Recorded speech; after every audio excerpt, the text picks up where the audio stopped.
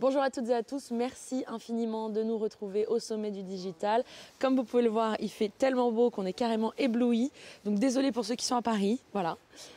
Luc, bon, enchanté. Non, il faut savoir que je suis le dernier, hein, donc je suis le dernier de la liste. Donc on va essayer de tout donner pour la fin. Bon alors Luc, est-ce que tu veux bien, donc tu es Luc Baruel, fondateur des Solidays et de Solidarité Sida. Est-ce que tu veux bien nous parler de ton parcours déjà pour commencer? Ah oui. Écoute, donc voilà, on a créé Solidarité Sida, j'avais 25 ans, donc c'était presque un projet étudiant, à l'époque j'étais à la Sorbonne. Et puis ça a duré plus longtemps que prévu, hein, soyons clairs, parce que je suis encore là et j'attaque ma 28e année. Et voilà, alors pourquoi souvent on me demande pourquoi je me suis lancé dans cette aventure. Et souvent, quand on me pose la question du pourquoi, ça m'emmerde un peu. En tout cas, ça m'embête un peu, pardonnez-moi. Parce que je trouve que le comment est beaucoup plus intéressant que le pourquoi. Et que le pourquoi, en fonction de ce qu'on dit, les gens cochent la case ou pas. Je vous donne un exemple. Si je dis j'ai perdu un copain du sida, les gens ils cochent la case, ils passent à autre chose. Si je dis j'ai toujours été fan de Freddie Mercury, quand il est mort, j'ai envie de faire des choses contre le sida, les gens cochent déjà moins la case. Et donc, il y a toujours une question de qu'est-ce qui fait que d'un seul coup, on se lance dans une aventure comme ça. Pour mon cas, il y a plusieurs raisons. Il n'y en a pas une particulière. Jamais je me suis levé un matin en me disant il faut que je fasse ça de ma vie. Et puis peut-être que j'aurais pu m'engager pour d'autres causes. Ça a été le sida et je suis ravi de le faire. Et comme je le dis souvent, je me sens privilégié et redevable, moi. Donc j'ai la chance parce que cette association et ce projet, ça a changé ma vie profondément. J'ai rencontré des gens exceptionnels, j'ai rencontré aussi des cons, mais que j'ai essayé d'amener plus loin, en tout cas d'aller chercher le meilleur. Et donc voilà, je me sens vraiment privilégié d'abord de faire des choses qui sont porteuses de sens, de générer des vocations chez des gens, d'aider des gens démunis. Voilà, c'est l'objectif de Solidarité Sida, quel est-il, ou les objectifs? La Solidarité Sida est une association qui mène des actions de prévention auprès des jeunes et des jeunes, alors des lycéens déjà, mais auprès de publics cibles, souvent en difficulté. Donc on travaille pas mal en prison, on travaille dans le milieu prostitutionnel. Voilà, ça c'est pour les actions de prévention, on fait pas mal de choses. Et puis on soutient beaucoup d'associations d'aide aux malades en France et à l'international. Donc par exemple, là en ce moment, il y a des militants en Mauritanie, au Liban, au Maroc, en Algérie, qui essayent de monter des observatoires pour essayer d'avoir des données chiffrées dans ces pays, parce que dans ces pays, souvent, le sida, ça n'existe pas, hein, officiellement. Et donc, pour mener des programmes de prise en charge des malades ou des programmes de prévention, il faut des données. Et comme ce n'est pas les services d'État officiels qui font ce travail, eh bien, il faut développer ça dans le milieu associatif. Donc voilà, par exemple, des choses qui sont rendues possibles grâce à Solidarité Sida, mais comme il y a des Philippins qui ont accès à des programmes d'accès au traitement, ou des femmes du Sud Kivu qui peuvent faire des actions génératrices de revenus pour que, globalement, indépendamment de la maladie, elles puissent rester socialement intégrées, parce que souvent, maladie dit précarisation, exclusion, notamment dans les communautés africaines. Il y a combien de personnes atteintes du sida aujourd'hui en France et chaque année par rapport à quand tu as commencé? On a changé comme ça, c'est beaucoup plus sérieux d'un coup. Hein. Alors on parle. Malheureusement, les chiffres ne baissent pas beaucoup. Hein. Donc il y a toujours 6 à 7 000 personnes qui se contaminent en France tous les ans. Il y a environ 150 000 personnes qui vivent avec.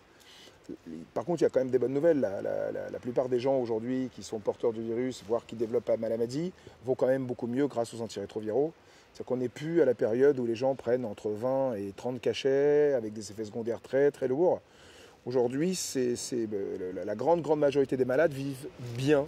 Et quand je dis bien, je mets des guillemets, malgré le virus. Et donc ça, c'est une grande avancée. Maintenant, ça, c'est le cas dans nos sociétés avec une durée de vie plus longue. Oui, parce qu'à l'époque, en 10-15 ans, on partait. Hein, donc il n'y a que quelques-uns qui sont passés à travers les mailles du filet. Et j'en connais, des gens qui sont infectés depuis 30 ans et qui n'ont jamais développé la maladie. Ça, c'est quand même des mystères de la vie.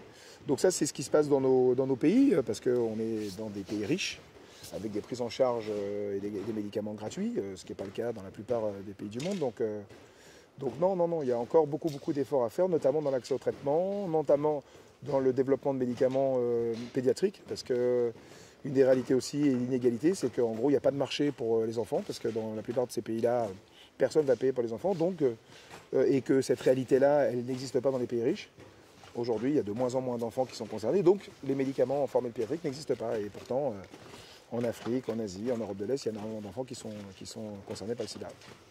Quels sont les besoins de Solidarité Sida et de Solidays potentiellement si par exemple les gens qui nous regardent veulent d'une manière ou d'une autre aider, est-ce qu'ils peuvent et comment? Moi j'ai le sentiment que d'abord on n'a pas besoin de s'engager dans une association pour faire œuvre utile. D'abord chacun à notre niveau, en tant que parent vis-à-vis de ses enfants, en tant qu'ami vis-à-vis de ses potes. Je pense que la solidarité, l'engagement, c'est déjà une valeur du quotidien.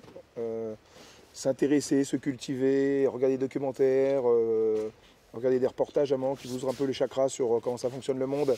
Je trouve que c'est notre première responsabilité déjà de se cultiver par rapport à comment ça fonctionne autour de nous. Et puis après, il y a des possibilités d'engagement. Donc la Solidarité SIDA, c'est facile, c'est un engagement à la carte. Il y a environ, je ne sais pas, chez nous, il y a 75% des bénévoles qui font que Solidaise. Donc ils donnent 3 jours, pour certains ils donnent 3 semaines, mais ils font que Solidaise. Et c'est pas un problème, c'est welcome. Maintenant, on peut aider aussi quand on est patron de presse ou de médias ou patron de régie publicitaire, de donner de l'espace, parce qu'on en a besoin pour faire la promotion de Solidaise ou d'autres initiatives. Par exemple, Solidarité SIDA a mené ces derniers mois une campagne qui s'appelait Treatment for All, pour essayer de faire en sorte que la France lève les 14 milliards nécessaires pour les prochaines années sur le Fonds mondial SIDA, tuberculose, palu.